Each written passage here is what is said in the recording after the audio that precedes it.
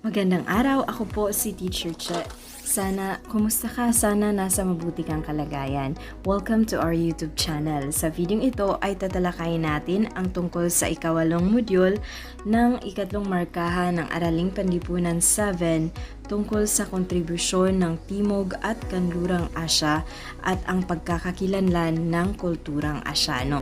Ang ating talakayan ngayon ay nakasentro sa most essential learning competency na napapahalagahan ang mga kontribusyon ng Timog at Kanlurang Asya sa Kulturang Asyano. Right. Sa pagbuo ng Kabihasnan ng Asyano at sa kabila ng naranasan na pananakop, na ipakita dito ang maipagmalaking mapagkakilanlan at kakaibang galing ng mga taga-Timog at taga-Kanlurang Asya sa iba't ibang larangan. Unahin natin ang larangan sa arkitektura. Sa Timog Asya, andyan ang makikita natin sa larawan, ito ay tinatawag na stupa. Ang stupa ay kilalang templong Budista sa India na gawa sa laryo o bato na may mga bilugang umbok na may tulis na tore. Inilalagay dito ang mga sagrado at panrelihiyong relikya. Maliban sa stupa, andyan din ang maipagmamalaking istruktura ng bansang India, ang Taj Mahal. Ito ay ipinatayo ni Shah Jahan para sa kanyang pinakamamahal na asawa na si Mumtaz Mahal na namatay sa panganganak sa ika-14 nilang anak. Sa Kanlurang Asya naman, mayroon ding mga kilalang arkitekturang Islamic, kagaya ng na makikita natin sa larawan. Ito ay ang masjid o moske. Itinuturing ito na pinakamahalagang pagpapahayag ng sining Islamic na napapalamutian ng marmol, mosaic at gawang kahoy. Ang tala ukol dito ay naglalarawang istrukturang may minbar o pulpito na may madetalyeng disenyo na nagtuturo sa direksyon ng Mika, ang banal na lungsod ng mga Muslim. Maliban sa masjid o mosque, mayroon ding Dome of the Rock na makikita natin sa Jerusalem sa Israel. Maliban dito sa Dome of the Rock, andyan din ang ribat. Ayan. O yung ibig sabihin ay Defense of Islam. Parisukat ang hugis entrata nito at sa gitna ay may patio at ang ribat ay matatagpuan sa Iran sa kasalukuyan. At dito naman tayo sa larangan ng Humanidades at Panitikan, mga kontribusyon ng Timog at Kanlurang Asya sa larangan ng panitikan. Sa bansang India, sa Timog Asya, andyan ang Mahabharata at Ramayana. Ang Mahabharata ay isang epikong nagsasalaysay ng pantribong digmaan, samantalang ang Ramayana ay patungkol sa buhay ni Haring Rama, ang lalaking naging bida sa epiko na ito. Maliban sa Ramayana at Mahabharata, andyan din ang Shakuntala. At ang Shakuntala ay iniakda ng isa sa mga dakilang dramatista ng bansang India na si Mahakavi Kalidasa.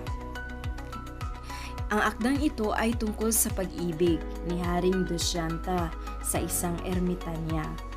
At ang kahusayan ni Kalidasa, ni Mahakavi Kalidasa, ay maihahalin tulad sa mga mahuhusay na Europeyong tulad ni William Shakespeare. Maliban sa Shakuntala, andyan din ang Panchatantra. Ang Panchatantra naman ang pinakamatanda at pinakatanyag na koleksyon ng mga pabula o fable na may maraming kwento ukol sa alamat, engkantada at mga pabula. At ang bansang India ay mayroon ding maipagmamalaki na isang manunulat Yan ay walang iba kundi si Rabindranath Tagore. Si Rabindranath Tagore ay isang manunulat na taga-Bengal.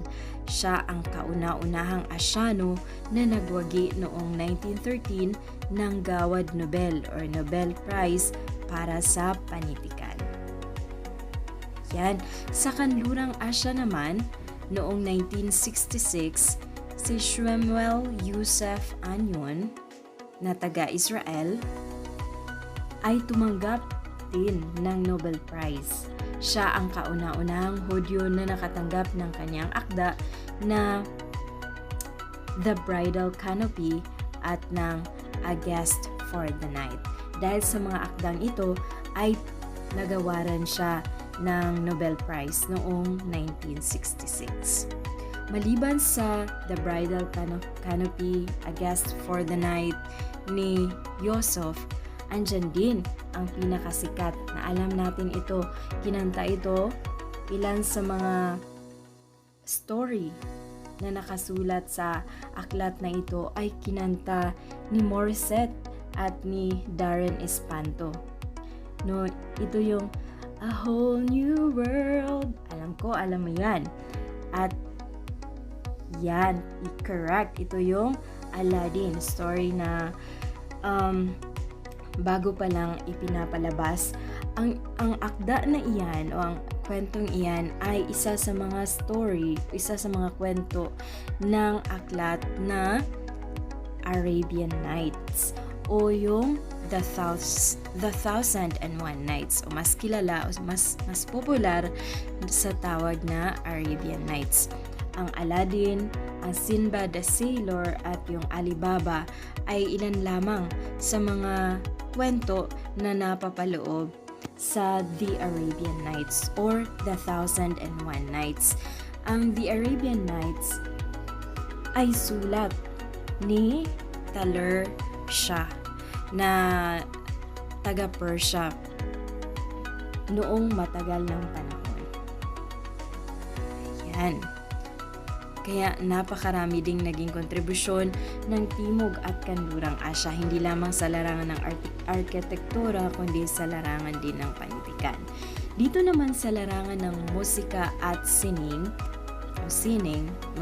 larangan ng musika at sayaw, sa India, mababakas ang impluwensya ng istilong klasikal sa mga makabagong pagtatanghal.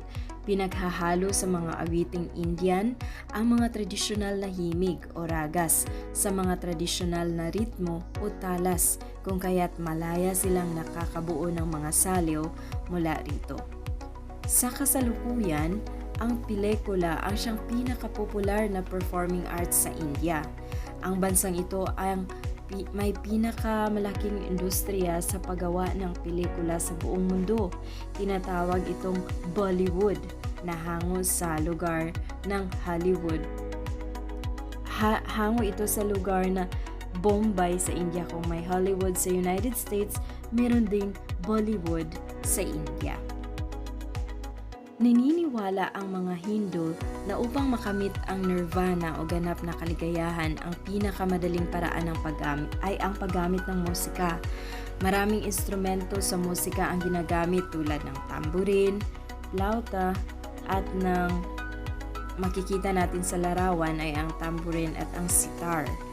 Ang sitar, ito ay gawa sa pinatuyong upo at maraming kwerdas.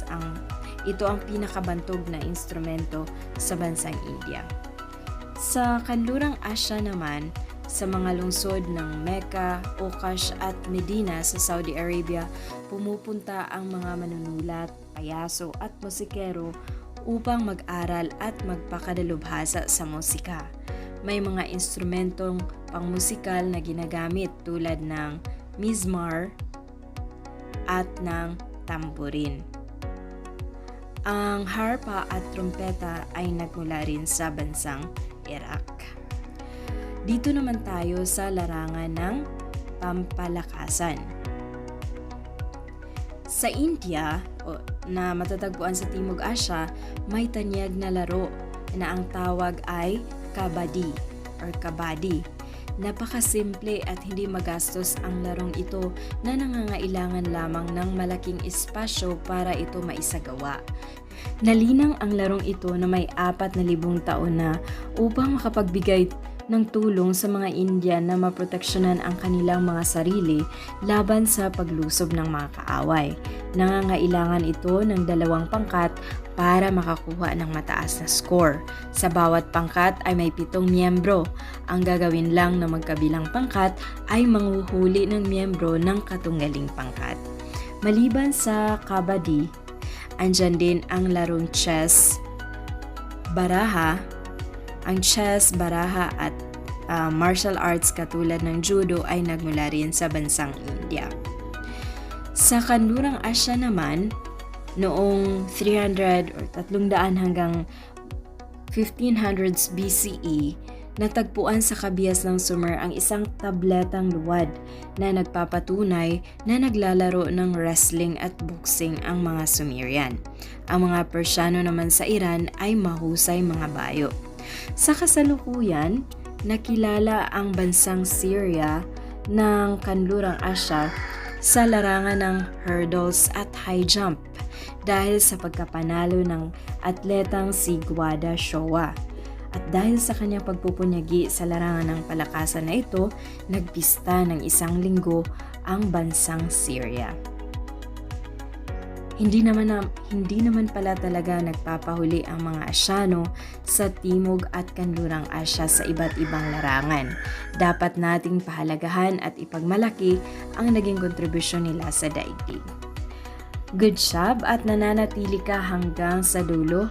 Sana ay may natutunan ka sa video ito. Ngayon ay magkakaroon tayo ng kaunting pagsusulit. Ihanda ang iyong sarili. Unang tanong, sinong R na isang manunulat na taga-Bengal, India ang kauna-unahang Asyano na nagwagi noong 1913 ng Gawad Nobel o Nobel Prize para sa panitikan? Sino kaya? Tama, siya ay walang iba kundi si Rabindranath Tagore. You got it right. Makikinig ka talaga at nasagutan mo ang tanong. Pangalawa, ang estrukturang ito ng India ay ipinatayo ni Shah Jahan para sa kanyang pinakamamahal na asawa na si Mumtaz Mahal. Ito ay nagsisimula sa letrang T. Ano kaya ang estrukturang ito? Correct. Ito ay ang walang iba kundi ang Taj Mahal. Very good. Ang Taj Mahal ay pinatayo ni Shah Jahan para sa kanyang asawang si Mumtaz Mahal. Pangatlong tanong. Sa larangan ng palakasan, nakilala ang bansang Syria sa hurdles at high jump dahil sa pagkapanalo ng atletang si Patlang. Dahil sa kanyang pagpupunyagi, nagpista ng 1 linggo ang bansang Syria. Sino siya? Nagsisimula sa letrang G. Correct. Siya ay walang iba kundi si Gwada Showa. Good job. Well done dahil nasagutan mo ang mga katanungan. Maraming salamat sa panonood and hopefully you have learned something from this video. If you're new to our channel, please don't forget to hit the like as well as the subscribe button for more videos. Thank you for watching and enjoy learning.